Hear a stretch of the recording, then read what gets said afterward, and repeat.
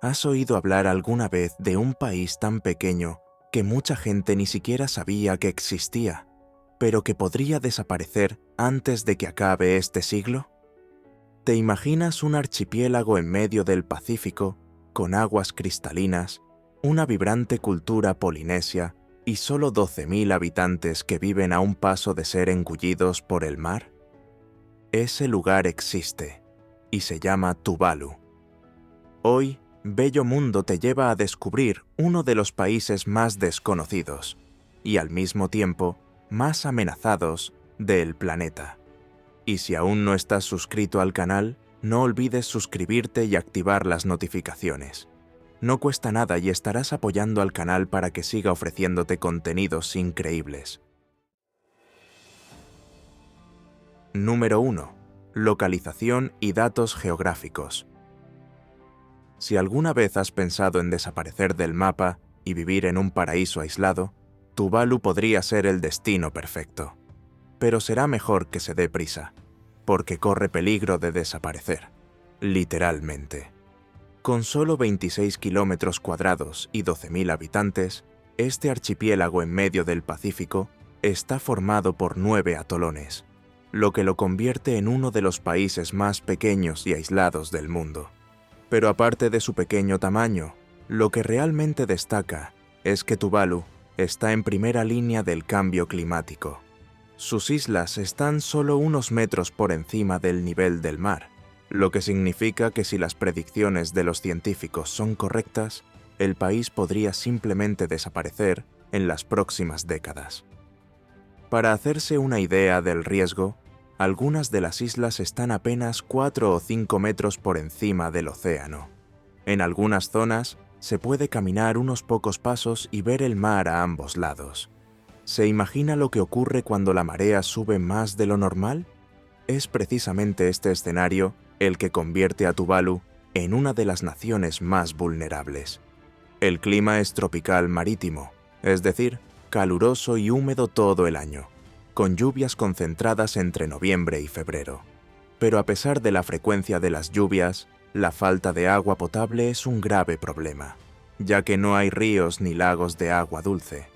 Toda el agua que se consume procede de cisternas que almacenan agua de lluvia. El país ya se ha convertido en un símbolo mundial en la lucha contra la subida del nivel del mar. En las conferencias internacionales, sus dirigentes no se cansan de reclamar medidas urgentes para evitar que sus islas sean engullidas por el océano antes de que sea demasiado tarde. Pero, ¿será suficiente para evitar que Tuvalu desaparezca del mapa? Número 2. Historia. Ahora que ya sabemos dónde está Tuvalu, retrocedamos en el tiempo para averiguar cómo este trocito casi invisible del mapa se convirtió en un país independiente. En el lejano pasado del Pacífico, los navegantes polinesios cruzaron el océano en canoas, desafiando corrientes impredecibles y tormentas, hasta que encontraron estas islas. Como muchas tierras de Polinesia, Tuvalu fue colonizada gracias a estas audaces expediciones, que sirvieron tanto para comerciar como para expandir territorios y culturas.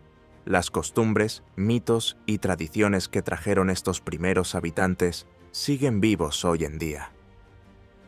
Pasando a los siglos XIX y XX, Tuvalu, que entonces aún no tenía ese nombre, fue anexionada por el Imperio Británico, junto con las Islas Gilbert, que hoy forman Kiribati. Este territorio conjunto pasó a conocerse como las Islas Gilbert y Ellice. Pero entonces llegó el problema. Mientras que los habitantes de Kiribati eran de origen micronesio, los de Tuvalu eran polinesios. Las diferencias culturales, lingüísticas y de organización social hicieron que la convivencia no fuera de lo más pacífica. Esta tensión cultural duró hasta 1974, cuando un referéndum decidió separar definitivamente las dos regiones. Los gilbertianos conservaron su territorio, mientras que las Islas Ellice adoptaron el nombre de Tuvalu y comenzaron a avanzar hacia la independencia, que lograron oficialmente en 1978. Por eso, a día de hoy, la bandera de Tuvalu sigue teniendo la Union Jack en la esquina superior izquierda, en representación del pasado británico. Pero incluso cuando se independizó, Tuvalu mantuvo lazos con la antigua metrópoli. El jefe de Estado sigue siendo el rey, actualmente Carlos III, pero el gobierno funciona como una monarquía constitucional independiente, con un gobernador general que representa a la corona. La historia del país también tiene un capítulo dedicado a la Segunda Guerra Mundial. Durante el conflicto, las islas fueron atacadas por Japón, que intentaba ampliar su presencia en el Pacífico.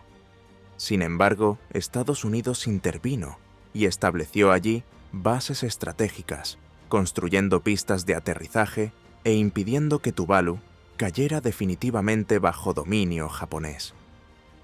Al final, la guerra aceleró el debate sobre la autonomía y contribuyó a impulsar el deseo de independencia que cobraría fuerza en las décadas siguientes. Hoy, pese a ser uno de los países más pequeños del mundo, Tuvalu forma parte de la Commonwealth, la comunidad de naciones formada por antiguas colonias británicas. Y no es solo un detalle. Gracias a esta alianza, el país recibe ayuda exterior en áreas esenciales como educación, sanidad, infraestructuras y medio ambiente, algo crucial para una nación tan pequeña y vulnerable. Número 3. Población, lengua y cultura polinesias. Ahora que ya conocemos la historia de Tuvalu, es hora de hablar de quién vive en este trocito de tierra en medio del Pacífico. La población del país ronda las 11 o 12.000 personas, lo que significa que hay barrios en las grandes ciudades que tienen más habitantes que toda la nación de Tuvalu. Y esto, por supuesto, refuerza aún más el sentimiento de comunidad. Pero, ¿se conoce todo el mundo? No exactamente, pero casi es así. Si uno acude a un acto público o una celebración en la isla, las probabilidades de toparse con un pariente lejano o un amigo de un amigo son muy altas. El tuvaluano es la lengua principal y se habla a diario, pero el inglés también se utiliza mucho, sobre todo en las escuelas, en los documentos oficiales y en la comunicación con el mundo exterior. En cuanto a la cultura, Tuvalu es un verdadero tesoro polinesio. Las danzas, la música y las tradiciones están directamente vinculadas a la historia del pueblo con el mar y la tierra. Muchas de estas manifestaciones culturales se transmiten de generación en generación, valorando siempre la colectividad y el respeto a los mayores. En cuanto a las viviendas, la mayoría son sencillas, hechas con materiales locales como madera, hojas de palmera y esteras tejidas. En algunas islas, las viviendas siguen siendo muy rústicas, sin electricidad continua. En la capital, Funafuti, hay algo más de infraestructura. Algunos edificios prefabricados, pequeñas tiendas e incluso algunas casas de huéspedes para los pocos visitantes que pasan por allí. La familia es la base de la sociedad tuvaluana. No es raro ver a varias generaciones viviendo bajo el mismo techo o en parcelas vecinas, compartiendo responsabilidades y cuidándose mutuamente. Los ancianos desempeñan un papel muy importante y se les consulta en casi todas las decisiones importantes de la comunidad. Si hay un conflicto o una discusión, es su palabra la que suele decidir el curso de la situación. Con un pueblo acogedor y un estilo de vida que gira en torno a la colectividad, Tuvalu mantiene viva la esencia de una sociedad polinesia tradicional, donde modernidad y costumbres ancestrales siguen coexistiendo.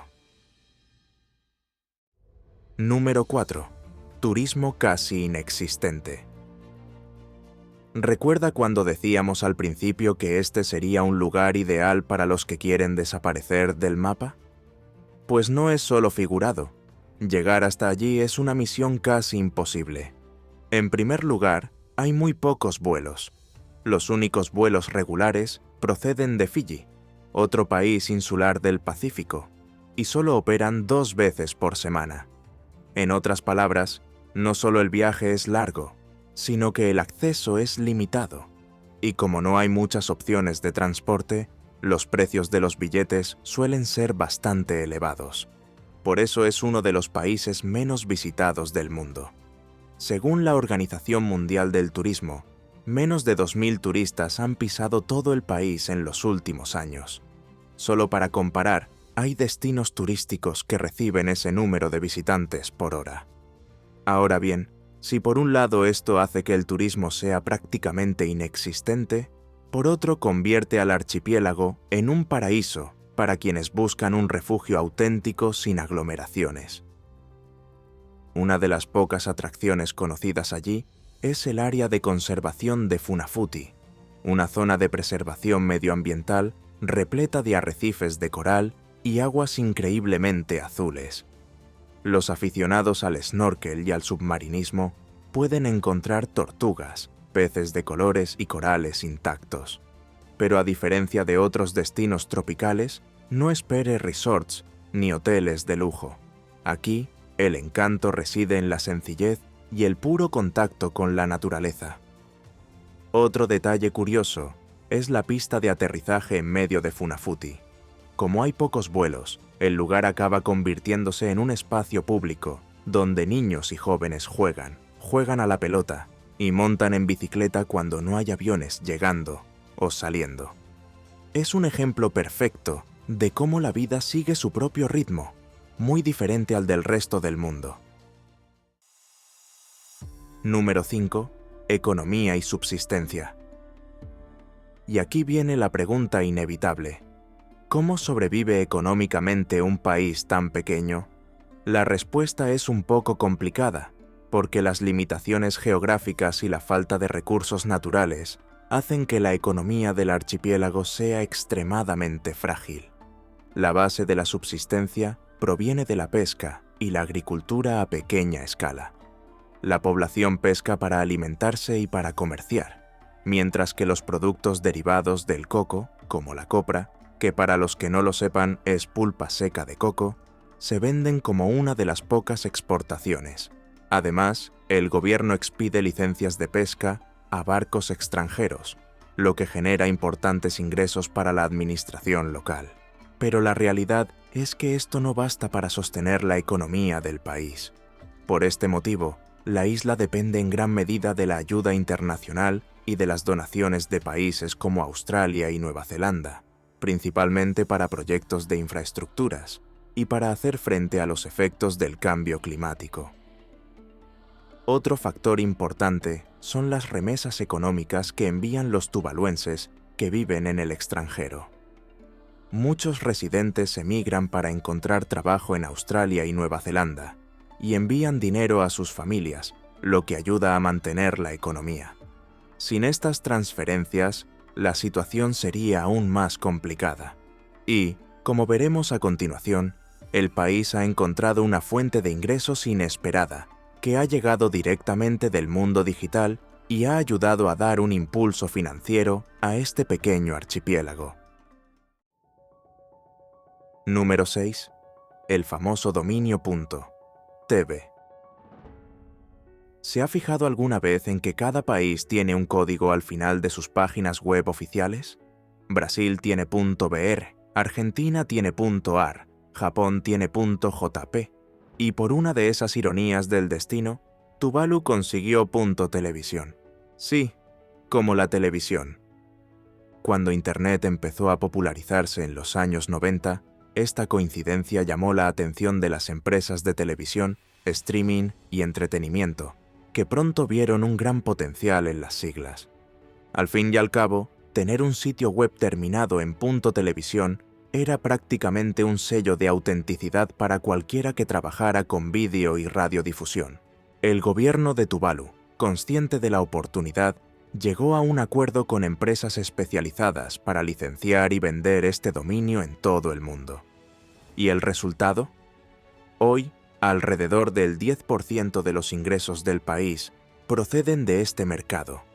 Gracias a estos derechos, el dinero generado por .televisión ha ayudado a financiar obras de infraestructura, como la pavimentación de carreteras, la mejora de la red eléctrica e incluso la inversión en educación. En otras palabras, un archipiélago remoto, sin apenas industria ni recursos naturales, ha encontrado en el mundo digital la forma de garantizar un futuro mejor a sus habitantes. Es un giro increíble. Mientras el país lucha contra la desaparición física, su presencia online crece y sostiene gran parte de la economía local. Número 7. El controvertido futuro digital de Tuvalu.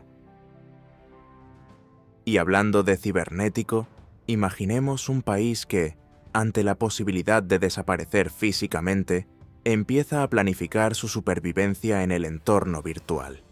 Suena a guión de ciencia ficción, pero esta es una de las alternativas que Tuvalu ha estado estudiando, ante la amenaza de ser engullida por el mar.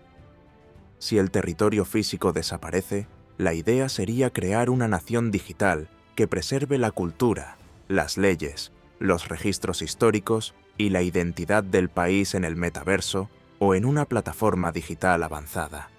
Así, incluso sin tierra, Tuvalu seguiría existiendo de alguna forma, al menos en el entorno virtual. Este concepto plantea una serie de cuestiones sin precedentes. ¿Cómo podría un país mantener su reconocimiento internacional sin un territorio? ¿Cómo pueden garantizarse los derechos a unos ciudadanos que técnicamente ya no tienen un lugar físico al que llamar hogar?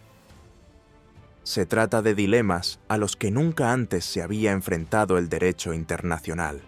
Algunos dirigentes sostienen que, además del plan digital, deberían firmarse acuerdos concretos con países como Australia y Nueva Zelanda para acoger a los habitantes que tengan que marcharse.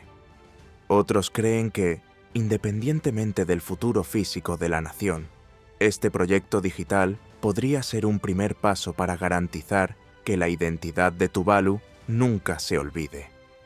Lo que está claro es que este pequeño archipiélago no piensa desaparecer sin luchar. Si no pueden salvar las islas, los tuvaluanos están decididos a salvar al menos su historia y su cultura. Número 8. Los acuerdos migratorios y el futuro incierto. ¿Y si ocurre lo peor? ¿A dónde irán los 12.000 habitantes de un país que podría simplemente dejar de existir? Anticipándose ya a un escenario de migración forzosa, Tuvalu ha firmado acuerdos con Nueva Zelanda y más recientemente con Australia, asegurándose de que sus ciudadanos tengan dónde ir si las aguas se llevan su tierra. El país de los canguros, por ejemplo, ha anunciado un programa que permitirá emigrar anualmente a un máximo de 280 tuvaluanos, una cifra simbólica que en la práctica reconoce a los llamados refugiados climáticos, un concepto aún no plenamente aceptado en el derecho internacional. Pero por mucho que la idea de la reubicación parezca la solución lógica, la cuestión es mucho más compleja. Trasladarse a otro país no solo significa cambiar de dirección, significa perder un modo de vida basado en la conexión con la tierra, las costumbres ancestrales y la cultura local. No es de extrañar que muchos autóctonos sigan resistiéndose a la idea de marcharse. Prefieren creer que los acuerdos internacionales para frenar el calentamiento global y contener la subida del nivel del mar aún pueden ser suficientes para salvar Tuvalu. Pero, ¿actuará el mundo con suficiente rapidez? El tiempo se acaba, y cada día que pasa en esta incertidumbre, disminuyen las posibilidades de que Tuvalu siga existiendo tal y como la conocemos. Y así llegamos al final de nuestro viaje por Tuvalu, este pequeño paraíso perdido en medio del Pacífico que, a pesar de ser casi desconocido, arrastra una de las historias más urgentes de nuestro tiempo. Ahora quiero que me cuentes, ¿qué es lo que más te ha sorprendido? ¿El diminuto tamaño del país? ¿El riesgo real de que desaparezca? ¿O el hecho de que Tuvalu pueda convertirse en una nación digital? Házmelo saber en los comentarios. Y si te gusta explorar lugares insólitos e historias que van más allá de lo obvio, ya sabes, suscríbete al canal, activa las notificaciones y acompáñanos a descubrir cada pedacito de este bello mundo. Gracias por vernos y hasta la próxima.